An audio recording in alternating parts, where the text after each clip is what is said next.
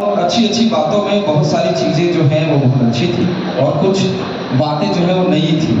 तो इसका मतलब ये है कि जो अध्ययन करने की बात बोली गई थी उसमें काफ़ी अच्छा असर हुआ है। हालेलुया। और कहीं मैं उन चीज़ों को ना भूल जाऊं, इसीलिए हम उन वाणियों पे ध्यान देंगे। पहली वाणी जो है जिसको हमने देखा है, क्या है पहली वाणी? क्या है कि क्या कर रहे हैं, है ना? लेकिन आप लोग ऊपर को बहुत ध्यान से जब पढ़ेंगे तो लूका रचित सुसमाचार 23 उसके 33 वचन को बहुत स्पष्ट रूप से जब पढ़ोगे तो वहां लिखा है, जब वे उस जगह जिसे खोपड़ी कहते हैं पहुंचे तो उन्होंने वहां उसे और उन कुकर्मियों को भी, एक को दाहिने और दूसरे को बाईं ओर क्रूस पर चढ़ा दिया। है ना? ये यीशु मसीह के क्रूस में चढ़ाए जाने का वर्णन है। लेकिन जिस जगह का नाम लिया जा रहा है वो जगह पहले से ही किसके लिए जानी जाती रही है? लोगों को क्रूस पे चढ़ाए जाने के लिए। इसका मतलब ये है जो भीड़ आई है, या तो उसमें से कुछ लोग नए हैं, और जो भीड़ आई है या तो उसमें से कुछ लोग जो पुराने हैं, जो तमाशा देखने आए हैं। क्या करने आए हैं? क्या करने आए हैं? तमाशा देखने आए हैं। अब तमाशा देखने में बहुतों को बड़ा मजा आता है, बहुतों को तमाशा देखने में बहुत मजा आता है, लेकिन बड़े विपरीत ढंग से हमने देखा है कि बड़े विपरीत ढंग से, क्योंकि जब यीशु मसीह क्रूस यरूशलेम में प्रवेश किए तो बड़े ही अचंभित रूप से हम देखते हैं कि उनका स्वागत बड़े धूमधाम के साथ में किया गया। लेकिन वही भीड़ अब यीशु मसीह को क्रूस पे लटका हुआ तमाशा देख रही है। क्या कर रही है? तमाशा देख रही है। तो इसके पीछे में बहुत बड़ा कारण है। अब हम आएंगे पहली वाणी में, जहां यीशु मसीह ने कहा है, हे पिता इन्हें क्षमा कर क्योंकि ये नहीं जानते कि क्या कर रहे हैं। क्या कर रहे हैं मतलब समझते हैं? उनको पता ही नहीं था कि वो क्या कर रहे हैं। इसका बहुत बड़ा अर्थ है। और बहुत बड़ा अर्थ क्या है पता है? जो सैनिकों के हाथ में जब यीशु मसीह को सौंपा गया, वो तब सौंपा गया जब उस पर दोष लगा करके किन लोगों ने? सदूकी और फरीसियों ने। क्योंकि बड़े बड़े लोगों के पास में वो लेकर के गए, पिलातुस जैसे व्यक्ति के पास में लेकर के गए। उसने स्पष्ट रूप से कहा कि मैं इस पे कोई दोष नहीं पाता हूं। तो इसका मतलब ये है कि बहुत लोगों को इसकी जानकारी थी ही नहीं। बहुत लोग ये सोचते थे, क्योंकि जो भीड़ में हैं या जो लोग पहले से उपस्थित होंगे उनको पता होगा कि यीशु मसीह के साथ में क्या हुआ या यीशु मसीह कौन है। लेकिन यह भी हो सकता है क्योंकि वचन का ज्ञान उन दिनों में, व्यवस्था का ज्ञान उन दिनों में केवल सदूकी और फरीसियों को था, बाकी लोगों को उसका ज्ञान बिल्कुल भी नहीं था, क्योंकि ये लोग उसका ज्ञान दूसरों को देना नहीं चाहते थे। तो इसका मतलब ये है कि व्यवस्था की किताब, भविष्यवाणी की किताब किनके हाथों में है? सदूकी और फरीसियों के हाथों में। तो यीशु मसीह ही प्रभु है, इसकी जानकारी उनको कैसे होगी? हो सकता है उस भीड़ में बहुत सारे लोगों को होगी, लेकिन बहुत सारे लोगों को इसकी जानकारी बिल्कुल भी नहीं है, क्योंकि बहुत सारे लोग तो यरूशलेम के बाहर से फसह का पर्व मनाने आए हैं। अब उस जानकारी को देखते हुए ऐसा लगता है कि वहां पे बड़ा अच्छा माहौल बना हुआ है। कुछ लोग हैं जो उसके विषय में जानते हैं, कुछ लोग हैं जो उसके विषय में नहीं जानते। लेकिन भविष्यवाणी की बातें यदि कही जाए कि यही मसीह यीशु है, क्योंकि जैसे यूहन्ना बपतिस्मा दाता को शक हो गया, जिसने उसका बपतिस्मा दिया, जिसने कबूतर की नाई उतरते हुए देखा पवित्र आत्मा को, उसको शक होने लगा कि अरे वही यीशु मसीह है कि नहीं है। तो आप ये सोचिए कि वहां कितने ज्ञानी लोग होंगे, क्या उनको सचमुच में ये पता था कि यही यीशु मसीह है?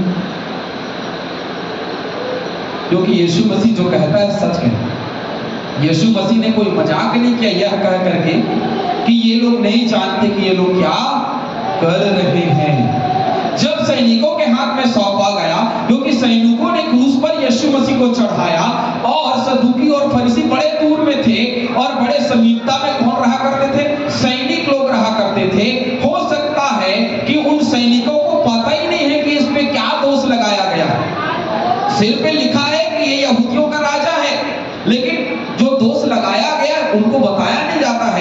भाई ये दोष लगाया गया है कि ये मर्डर किया हुआ है, कि ये किया हुआ है, वो किया हुआ है।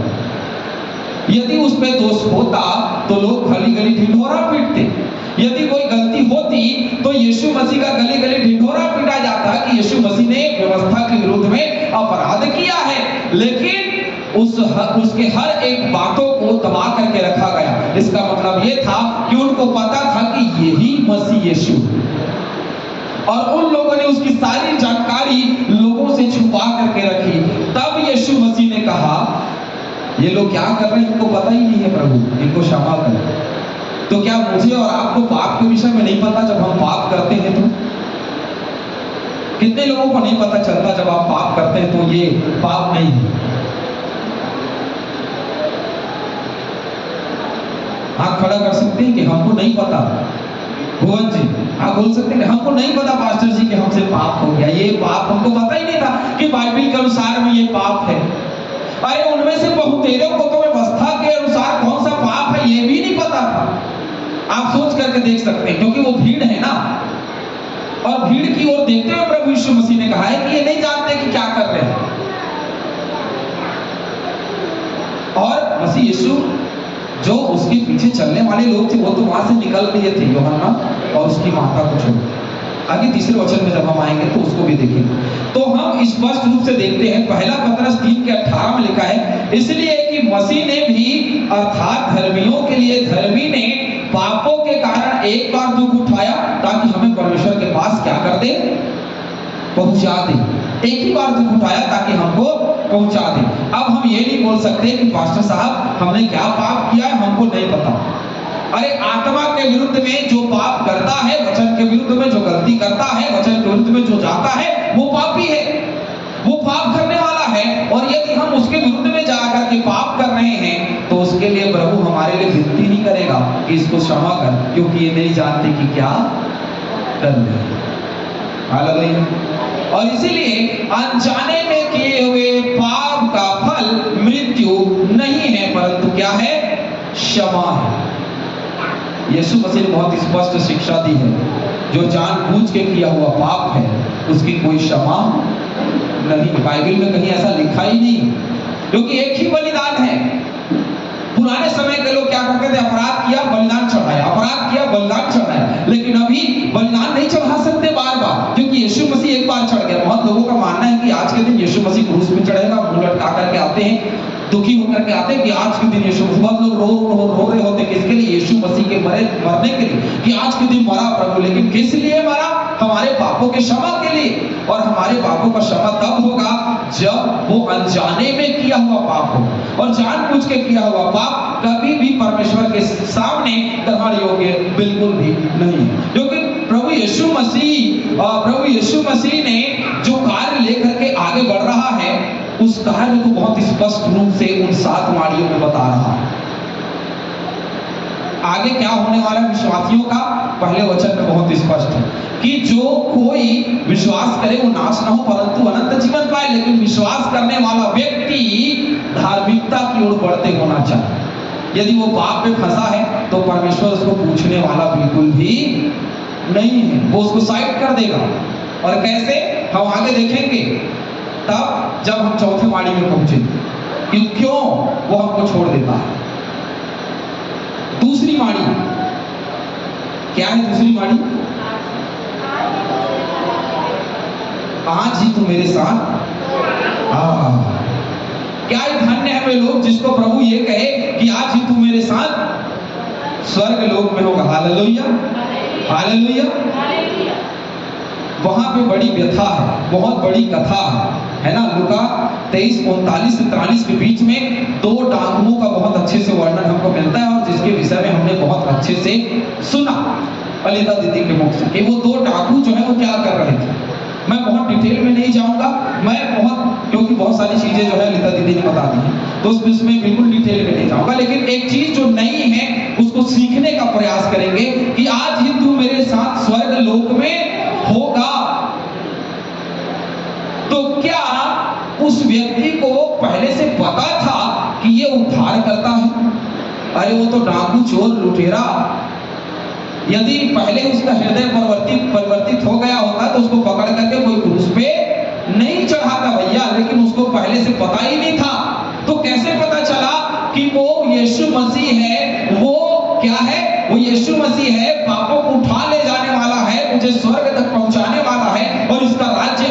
दिनों में आने वाला है, क्या उसने उसका वचन सुना होगा? क्योंकि वो डाकू लुटेरा कभी भी मसीह यीशु के भीड़ में नहीं जाएगा।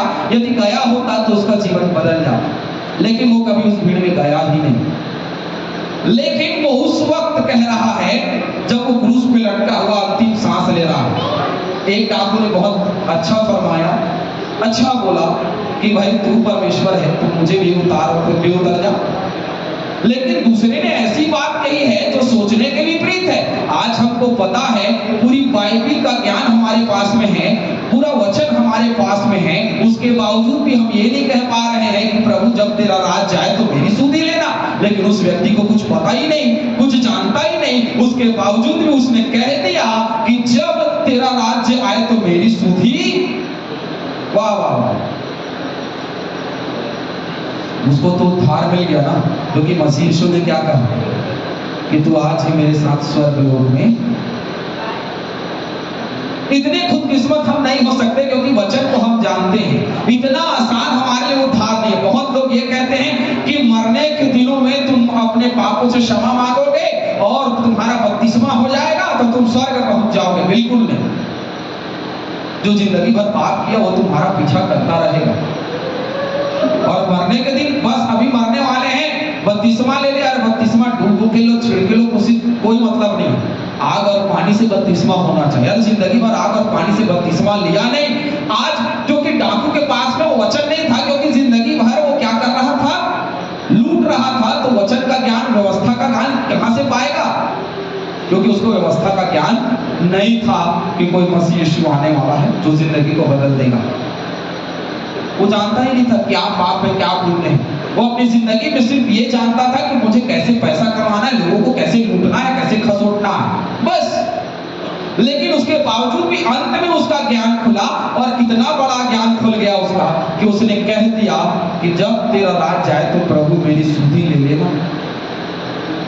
मौके पे चौका मार दिया उसने।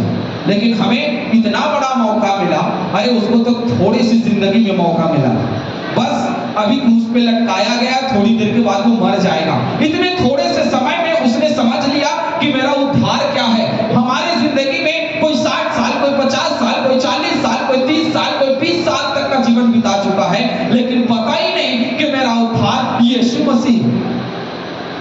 लोगों को लगता है कि आज भी हम जो हाथ से कमाते हैं वही हमारा उद्धार है, आज जो हम काम करते हैं वही हमारा काम है, आज हम अपना काम कर रहे हैं, पारिवारिक जीवन में परस्पर जिंदगी बिता रहे हैं, यही हमारी आत्मिक जिम्मेदारी है। बिल्कुल भी नहीं, ये शारीरिक जिम्मेदारी जिसको आप निभाते हैं, लेकिन आत्मिक जिम्मेदारी हमारी ये है कि यीशु मसीह को उद्धार करता है, उसको पहचानना है। हमारे पास में इतना लंबा जीवन था, लेकिन हमने कभी उसको नहीं पहचाना। हालेलुया। आज समय है कि उसको पहचाने कि वही उद्धार करता है, कोई और दूसरा नहीं है। मेरा धन दौलत, मेरा रुपया पैसा, सोना चांदी, ये मेरा शरीर, ये मेरे कपड़े, ये सब कुछ कभी भी मेरे साथ जाने वाले नहीं हैं। लेकिन उसको पता था कि मेरे साथ क्या जाने वाला है। मैं अंगीकार करूंगा, अरे हमने तो पाप किया रे बाबा जिंदगी भर, तो वही दंड तो हम पा रहे हैं ना, जो पाप किया उसका दंड मृत्यु तो है। लेकिन ये जो व्यक्ति है ना, ये अनंत जीवन देने वाला है। उसने कहा क्या तू भी माफी मांग? उसने कहा सीधा, प्रभु तेरा राज जाए तो मेरी सुधि लेना, वो जाए चाहे ना जाए मुझे उससे कोई मतलब नहीं। हालेलुया। वो जाए ना जाए उससे मुझे कोई मतलब नहीं, प्रभु जब तेरा राज जाए तो मेरी सुधि लेना। अभी हमको दूसरे से मतलब होता है, दूसरे की जिंदगी से, दूसरे के परिवार, दूसरे के घरों से मतलब होता है कि क्या चल रहा है। अपनी जिंदगी को देखिए कि मेरी जिंदगी में क्या चल रहा है। उसको पता चल गया था कि मुझे अपने बारे में सोचना है अंत के दिनों में कि मैं स्वर्ग जा सकता हूं या नहीं। प्रभु जब तेरा राज जाए तो विनम्र होकर के, मृत्यु के समय उसने अंगीकार कर लिया। अरे मरने के समय तो लोग बोलते डॉक्टर के पास ले जाओ, ये करो, इलाज कराओ, इसमें ध्यान रहता है। लेकिन उसका ध्यान, अरे मर जाऊं मैं, कोई मतलब नहीं मुझे बचने से। मुझे पता है क्योंकि जो मैंने पाप किया है उसका दंड मृत्यु है, और जो मैं पा रहा हूं मैं उससे बचना नहीं चाहता। प्रभु मैं आज ही दिन में 2 घंटे 3 घंटे के बाद मर जाऊंगा, कोई बात नहीं प्रभु, मुझे उसकी कोई परवाह नहीं, लेकिन तेरा राज जाए तो मेरी सुधि। इतने बड़े शब्द का प्रयोग हम तो नहीं कर सकते, है ना। कि प्रभु तेरी मृत्यु, वो मृत्यु आए चाहे जो भी हो जाए, लेकिन प्रभु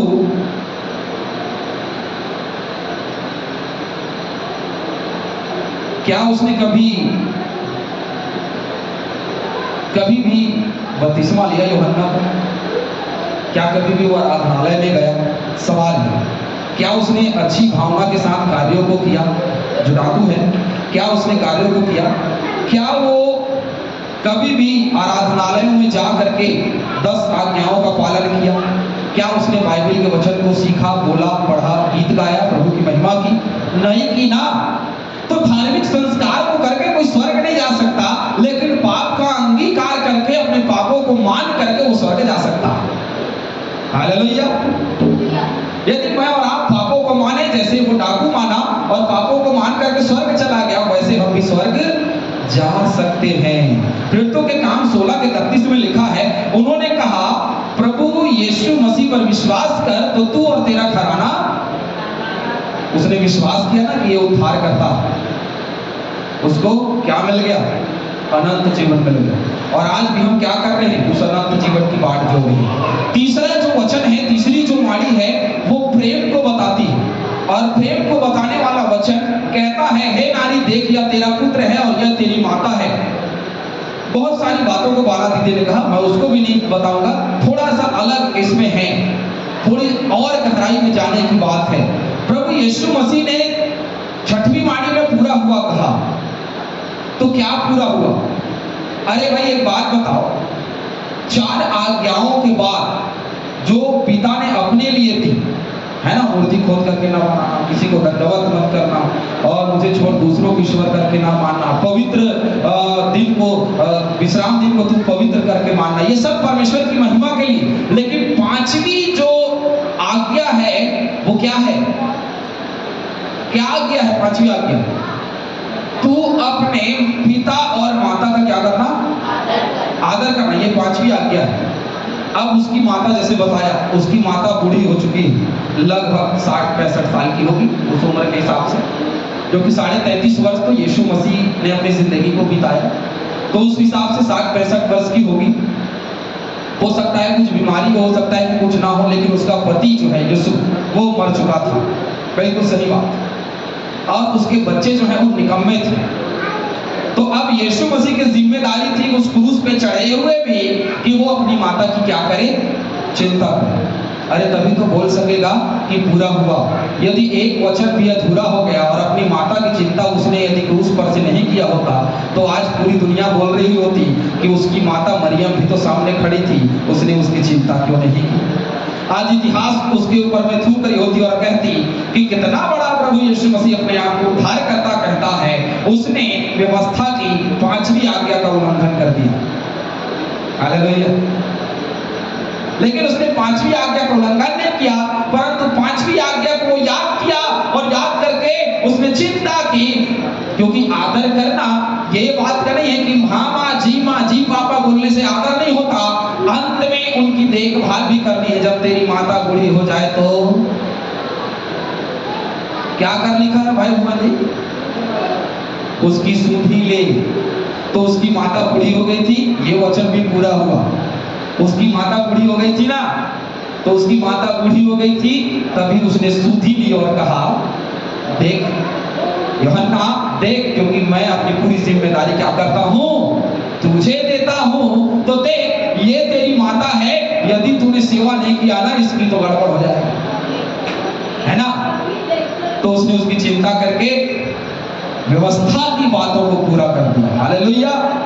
किसकी बातों को? व्यवस्था की बातों को पूरा कर दिया। नहीं तो मैं और आज आप कह रहे होते कि यीशु मसीह ने बुढ़ापे में माता मरियम की सुधि नहीं ली ना। हालेलुया। और बाकी बातों को 12 दिन बहुत स्पष्ट रूप से बता दिया कि माता पिता जब बूढ़े हो जाते हैं तो बच्चों को उनकी सुधि लेनी चाहिए। बिल्कुल सही बात है। जो आप खाते हैं उनको खिलाइए, जो आप कपड़ा पहनते हैं उनको भी पहनाइए। जितना ज्यादा आप अपने ऊपर में ध्यान देते हैं, उससे कहीं ज्यादा अपनी माता और पिता के ऊपर में ध्यान दीजिए। ये तीसरी जो वाणी है उसको हम देखते हैं, और तब यीशु मसीह 6वीं वाणी में कह सकता है कि पूरा हुआ। हालेलुया। हालेलुया। इन तीनों वाणियों को हम एक रूप देते हैं जो संसार के लिए था। पहली वाणी क्षमा की बात जो उस भीड़ के लिए और हम सब के लिए। दूसरी वाणी कैसे स्वर्ग जा सकते हैं ये पूरी दुनिया के लिए। तीसरी वाणी वो अपनी माता के लिए और इस बात के लिए कि उसने व्यवस्था को पूरी किया। हालेलुया। इन तीन वाणियों को यदि हम 7 वाणियों को 2 भागों में बांटते हैं तो ये 3 वाणी एक भाग में आता है जो संसार के लोगों के लिए उसने कहा है। अब इसके बाद जो वाणी चलने वाली है, घंटी के बाद जो चौथी वाणी आने वाली है, वहां से वो अपने लिए बात करके वो संसार को शिक्षा देता है। Hallelujah, hallelujah. प्रभु आप सभी को अभी इन 3 वाणियों में आशीष दे। आमीन।